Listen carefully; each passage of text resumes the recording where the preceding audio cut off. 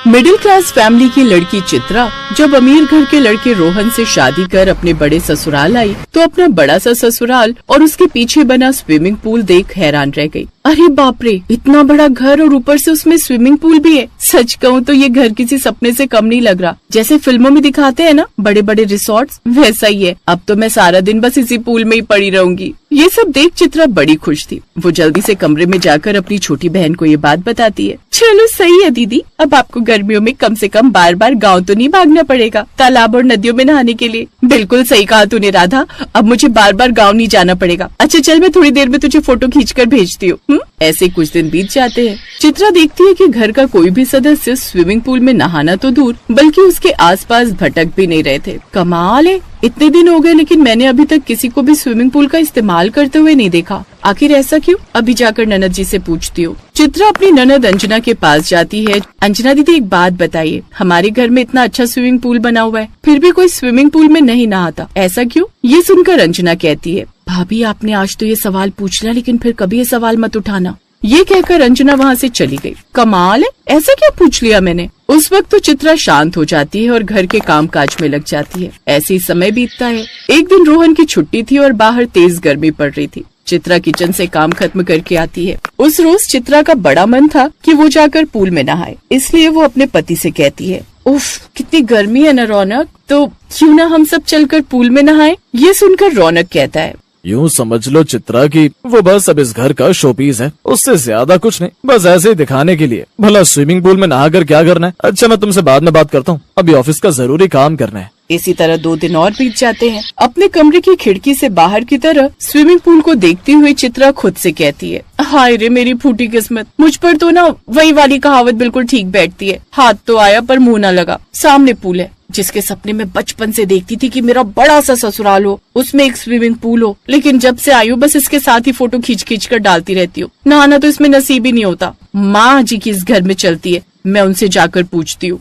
ये सोचकर अब चित्रा अपनी सास के पास जाती है और इस बार वो अपनी सास से स्विमिंग पूल के बारे में बात करती है। माँ जी, मैं क्या कह रही थी, क्यों ना आज हम सब स्विमिंग पूल में नहाएं? क्या कहा? Swimming pool? खबरदार जो आज के बाद उसका नाम भी लिया तूने तो। सास की ऊंची आवाज से चित्रा डर जाती है। फिर ये देख उसकी सास प्रोमिला थोड़ा शांत होकर उसे प्यार से समझाती है, अरे बहू स्विमिंग पूल में क्यों नहाना, इतना अच्छा बाथरूम है, घर में शावर है, बाथटब है, तुम उसमें नहा लो। वैसे भी वो स्विमिंग पूल गंदा हो रखा है, काफी दिनों से सफाई भी नहीं हुई है और हम लोग इस्तेमाल नहीं करते इसका। वो तो मोहल्ले में हर किसी ने अपने शो ऑफ के लिए स्विमिंग पूल बनवा रखा है तो हमें भी बनवाना पड़ा। अब पॉश इलाके में रहते हैं तो ये करना ही पड़ेगा। पता नहीं क्या हो गया है इन सबको, कोई पूल में नहाने का शौकीन ही नहीं है। ऐसा लगता है या तो इस सब में नहाना कर छक गए होंगे या फिर इन्हें तैरना ही नहीं आता, बस शौक शौक में बनवा लिया। लेकिन मैंने भी अगर अपने ससुराल वालों को इस गर्मी में पूल में नहीं नहलाया ना तो मेरा नाम भी चित्रा नहीं। समय यूं ही गुजरता है और एक रात जब चित्रा सो रही होती है तो एसी की गैस खत्म हो जाती है, जिस कारण उसे ठीक से नींद नहीं आती। रोहन तो ऑफिस के काम से थका हुआ होता है इसलिए उसे कुछ पता नहीं चलता। फिर चित्रा उठकर बैठ जाती है। कितनी ज्यादा गर्मी हो रही है, इस गर्मी में तो स्विमिंग पूल में नहाना बनता है, अलग ही रिलैक्स मिलेगा और अमीरों जैसी फीलिंग आएगी वो अलग। अगर इन सबको नहीं नहाना तो ना नहाए मेरी बला से। अभी घर में सब सो रहे हैं, किसी को कुछ पता नहीं चलेगा। चित्रा पूल में जाकर नहाने लगती है, साथ ही गाना भी गाती जाती है। आज ब्लू है पानी पानी पानी पानी पानी पानी और दिल मेरा है सानी सानी सानी सानी सानी। अरे चित्रा तुम अकेले अकेले आ गई, मुझे आवाज दे देती मैं भी आ जाता। इतना बोलकर दिवाकर भी स्विमिंग पूल में उतर जाता है और तभी अचानक से चित्रा को कोई जोर जोर से हिला रहा होता है। चित्रा ये क्या कर रही हो सारे बिस्तर पर? अब अपना ये सिंगिंग कंपटीशन बंद करो और जाग जाओ, सुबह के 7 बज गए। अगर मैं नहीं उठाता तो लगता है आज तुम सो ही रह जाती। क्यों जगाया रोहन जी? आपको पता है मैं कितना अच्छा सपना देख रही थी, आपने तो मेरा सपना ही तोड़ दिया। क्यों, ऐसा क्या देख डाला जो तुमने मुझे लात मारकर नीचे गिरा दिया? ओह सॉरी, वो मैं देख रही थी कि रात में गर्मी काफी होने की वजह से आप और मैं स्विमिंग पूल में नहा रहे हैं। वैसे क्यों ना हम रात को स्विमिंग पूल में नहाएं? वैसे भी सच में गर्मी बहुत ज्यादा है और गर्मी में अगर स्विमिंग पूल में नहाओ तो थकावट खत्म हो जाती है। अरे कोई जरूरत नहीं है स्विमिंग पूल में नहाने की, वो स्विमिंग पूल हमने पार्टी वगैरह के लिए रखा है। बस पार्टियों में अच्छा लगता है स्विमिंग पूल के पास डीजे पर डांस करना, और मैंने पहले भी कहा था वो तो बस शो ऑफ के लिए। और वैसे भी स्विमिंग पूल में नहाता कौन है आपके समय में? रोहन भी स्विमिंग पूल में नहाने से मना कर देता है, जिस वजह से चित्रा काफी ज्यादा उदास हो जाती है और घर का सारा काम खत्म करके रिलैक्स करने के लिए स्विमिंग पूल में पैर डुबाकर बैठ जाती है। इस घर में तो किसी को भी स्विमिंग पूल में नहाना पसंद नहीं। ना खुद नहाते हैं ना ही मुझे नहाने देते हैं। काश कि मैं स्विमिंग पूल में मजे कर पाती। समय यूं ही गुजरता है। एक दिन उसकी बहन राधा का फोन आता है और वो वीडियो कॉल पर बात करती है। अब तो खूब मजे आ रहे होंगे दीदी स्विमिंग पूल में नहाने के, रोज दिन में 3-4 बार तो नहा ही लेती होंगी। ये बात सुनकर चित्रा की आंखों में आंसू आ जाते हैं और वो अपनी बहन को सारी बात बताती है। बस इतनी सी बात? तो दीदी अगर बाकी सब नहीं नहा रहे तो आप ही उस स्विमिंग पूल की साफ सफाई करके खुद ही नहा लो उसमें। चित्रा को उसका ये आइडिया अच्छा लगता है और अब वो खुद ही स्विमिंग पूल साफ करने लगती है। तभी वहाँ प्रोमिला आ जाती है और गुस्से में चित्रा से कहती है, अरे बहू क्या कर रही है, तुझे स्विमिंग पूल साफ करने की जरूरत नहीं, छोड़ दे इसे, इस घर में इसका इस्तेमाल नहीं होता, बोला था ना तुझसे। माँ जी आप लोग इस्तेमाल नहीं करते तो क्या, मुझे तो इसमें नहाने का मन है और अब जब मेरे घर में स्विमिंग पूल है तो मैं खुद ही स्विमिंग पूल साफ करके क्यों न इसका इस्तेमाल करूँ।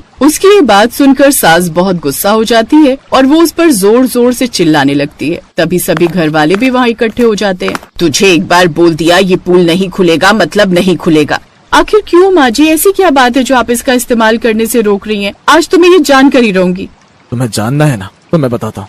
भैया नहीं अंजना, अब ये भी इस घर की मेंबर है और इसे भी सब पता होना चाहिए। दरअसल 3 साल पहले हम सब गर्मियों में इस पूल में नहा रहे थे कि तभी सभी घर वाले पूल में मस्ती कर रहे थे। ये कितना मजा आ रहा है ना इस गर्मी में, आहा कितना आराम मिल रहा है। ऐसा लग रहा है बस सारा दिन इस पूल में ही पड़े रहे। अरे नहीं बस अब मैं थक गई स्विमिंग करते करते, अब मैं तो चली कपड़े चेंज करने। मैं रुको मैं अभी आती हूँ, मुझे भी शीना के घर जाना है उसकी बर्थडे पार्टी के लिए, तो रेडी होने में टाइम लग जाएगा। प्रोमिला चेंज करने के लिए मैंगो शेक ले आना, इस पूल में शेक पीने का अपना ही मजा है। पता है बेटा, हम गांव में भी सारा दिन तालाब में ही पड़े रहते थे, मेरा तो दिल करता है बस गर्मियों में इसी में नहाता रहूं। प्रोमिला और अंजना अंदर चली जाती है। तभी रौनक का भी एक इम्पोर्टेंट ऑफिशियल कॉल आ जाता है जिसे सुनने के लिए वो पूल के बाहर आता है। लेकिन इतने में मदन को हार्ट अटैक पड़ने लगता है और वो अपना सीना जोर से पकड़ता है और आवाज निकालने की कोशिश करता है, लेकिन उसकी आवाज नहीं निकलती और कुछ ही देर में बेहोश होने के कारण वो उस पूल के अंदर डूब जाता है और उसकी मौत हो जाती है। बस उसी दिन से माँ ने इस पूल का इस्तेमाल हमेशा के लिए बंद करवा दिया। तभी चित्रा अपनी सास को समझाती है, माँ जी एक हादसे की वजह से हम जिंदगी जीना तो नहीं छोड़ सकते ना। बाबूजी के साथ जो हुआ वो एक हादसा था, इसमें किसी का क्या कसूर, जिसकी जितनी लिखी होती है वो उतना ही भोगता है। माँ जी अगर अटैक आने से उनकी मौत लिखी थी तो वो होनी थी, फिर वो पूल में होते या नहीं। माँ जी आपको तो उनके साथ बिताए हुए वो पल याद करके खुश होना चाहिए जो इस पूल में बिताए होंगे। यूँ उदास होकर कुछ नहीं होगा। खैर फिर भी आप चाहती हैं तो मैं भी इसका इस्तेमाल कभी नहीं करूँगी। ये कहकर उदास होकर चित्रा वहाँ से चली जाती है। प्रोमिला को अपनी बहू की बात समझ आती है, साथ ही वो ये भी समझ जाती है कि उसकी बहू का कितना मन है पूल में नहाने का। अब अगले ही दिन प्रोमिला स्विमिंग पूल साफ करने वालों को बुलाती है। बहू तेरा बड़ा मन था ना कि स्विमिंग पूल की सफाई हो जाए ताकि तू स्विमिंग पूल में नहा सके। देख करवा दिया मैंने स्विमिंग पूल साफ और फिल्टर भी लगवा दिए हैं। अपने आप इसका पानी फिल्टर होता रहेगा और जब तेरा दिल करे तू इसमें डुबकी लगा लेना। और अब गर्मी में स्विमिंग पूल में ससुराल वालों के साथ चित्रा नहाती है। इस तरह मस्ती करते करते वो अब रोज पूल में नहाते और मस्ती करते और गर्मी दूर भगाते।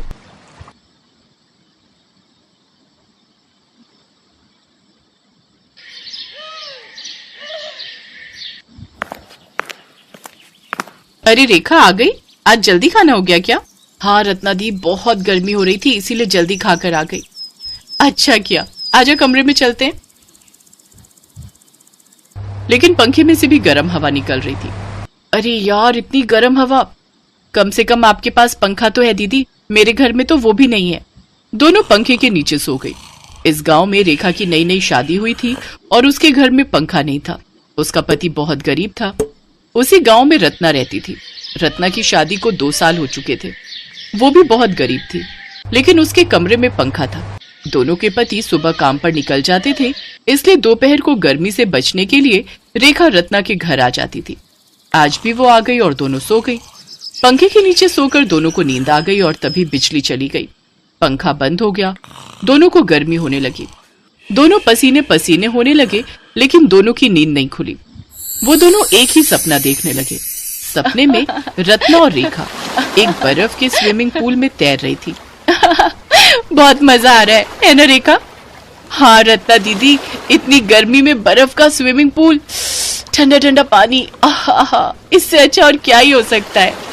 मेरा तो मन कर रहा है कि मैं हमेशा इसी स्विमिंग पूल में बैठी रहूं, यहीं पर खाना खाऊं और यहीं पर सो जाऊं। सच कहा दीदी। इतने में पसीने से लथपथ होकर दोनों की नींद टूट गई। आय हाय, कितना सुंदर सपना देख रही थी। यहाँ तो पूरा बदन पसीने से भीग गया। वही तो, मैं तो देख रही थी कि हम दोनों बर्फ की स्विमिंग पूल में नहा रहे हैं। अरे, मैं भी तो वही सपना देख रही थी। हम दोनों एक ही समय पर एक ही सपना देख रहे थे, ये कैसे हुआ? पता नहीं दीदी, लगता है गर्मी के कारण दिमाग खराब हो गया है हमारा। सही कहा, वैसे बर्फ का स्विमिंग पूल होता तो कितना मजा आता ना। वो तो है, लेकिन ऐसा सपना देखकर भी क्या फायदा जो पूरा ना हो सके। वहां मेरे पति के पास पंखा खरीदने के पैसे नहीं है और यहाँ मैं बर्फ के स्विमिंग पूल का सपना देख रही हूँ। ऐसे ही बातचीत करते हुए शाम हो गई। रेखा अपने घर लौट गई। उसका पति रमेश भी काम से घर लौट आया। रेखा ने अपने पति से कहा, सुनो ना, हम एक पंखा नहीं खरीद सकते क्या? बहुत गर्मी होती है दोपहर को। गर्मी होती है? और मुझे जो इतनी गर्मी में फैक्ट्री के अंदर काम करना पड़ता है उसका क्या? वैसे भी बुरी खबर है, गर्मी की वजह से एक के बाद एक मशीन खराब हो रही है। ऐसे ही चलता रहा तो फैक्ट्री बंद हो जाएगी, तब खाना भी नहीं मिलेगा और यहाँ तुम्हें पंखे की पड़ी है। क्या बात कर रहे हो? अच्छा, मैं तो पढ़ी लिखी हूँ, 12वीं में विज्ञान में अच्छे मार्क्स आए थे। मैं नौकरी की कोशिश करूं? नहीं नहीं, तुम औरत हो। घर की औरतें नौकरी पे जाती हैं तो मर्द का क्या सम्मान रह जाता है समाज में, बताओ। रमेश ने रेखा को बात ही नहीं करने दिया। इधर रत्ना का पति मुकेश भी चिंता में था। वो भी उसी फैक्ट्री में काम करता था। रात को रेखा और रत्ना ने फिर से बर्फ के स्विमिंग पूल का ही सपना देखा। अगले दिन सुबह सुबह वो रमेश और मुकेश काम पर निकल गए और रेखा रत्ना के घर चली आई। क्या बात है रेखा, आज सुबह सुबह चली आई? रत्ना दीदी, कल रात को मैंने फिर से वही सपना देखा, बर्फ का स्विमिंग पूल वाला। मैंने भी। दीदी, मुझे लगता है कि हमें स्विमिंग पूल बनाना चाहिए, वो भी बर्फ का। पागल हो गई है क्या? बर्फ का स्विमिंग पूल कैसे बनाएगी? वो तो कह रहे थे कि फैक्ट्री बंद हो सकती है, अभी ये सब ऊटपटांग चीजें हम नहीं कर सकते। अरे सुनो तो दीदी, यही तो सही समय है बर्फ का स्विमिंग पूल बनाने का। सोचो दीदी, अभी इतनी गर्मी में हर कोई बर्फ के स्विमिंग पूल में नहाना चाहेगा कि नहीं? हाँ वो तो है। हाँ तो हम 1 घंटे के लिए 100 रुपए भी कर लेंगे तो दिन में 1000 रुपए कमाएंगे ना। अरे वाह, ये तो मैंने सोचा भी नहीं। इसके लिए तो लोग पैसे खर्च करेंगे ही। लेकिन तू बनाएगी कैसे? बर्फ कहाँ से आएगा? मेरे घर में फ्रिज नहीं है और बर्फ कहीं से मंगा भी ले तो भी बर्फ कुछ ही देर में पिघल जाएगी ना। नहीं, मैं ड्राई आइस बनाऊंगी। Dry ice? वो क्या चीज है एक काम की चीज। ड्राई आइस आसानी से पिघलता नहीं है दीदी, बस कुछ ही केमिकल चाहिए उसे बनाने के लिए। अरे वाह मेरी 12वीं पास, आज तेरी पढ़ाई कुछ तो काम आई। मैं 2 मिनट में बना सकती हूँ, लेकिन चीजें खरीदने के पैसे नहीं है। अरे मैं किस लिए हूँ, पति के पॉकेट से चुरा चुरा कर कुछ पैसे इकट्ठे किए। रत्ना ने रेखा को पैसे दिए। रेखा चीजें खरीद लाई। रत्ना के घर के पीछे एक छोटा सा तालाब था। वहाँ पेड़ पौधे बहुत थे, इसीलिए तालाब का पानी वैसे ही ठंडा रहता था। रत्ना ने 2-3 चीजें आपस में मिलाई और सफेद धुआं निकला और कुछ ही मिनट में ठंडी बर्फ बनकर तैयार हो गई। लो दीदी, अब ये घंटों तक नहीं पिघलेगी। दोनों ने बर्फ को उसी तालाब में फेंक दिया। कुछ ही मिनट में पानी बर्फ से भी ज्यादा ठंडा हो गया और रत्ना रास्ते पर जाकर लोगों को बुलाने लगी। गर्मी बहुत है भैया, बर्फ के स्विमिंग पूल में नहा लीजिए।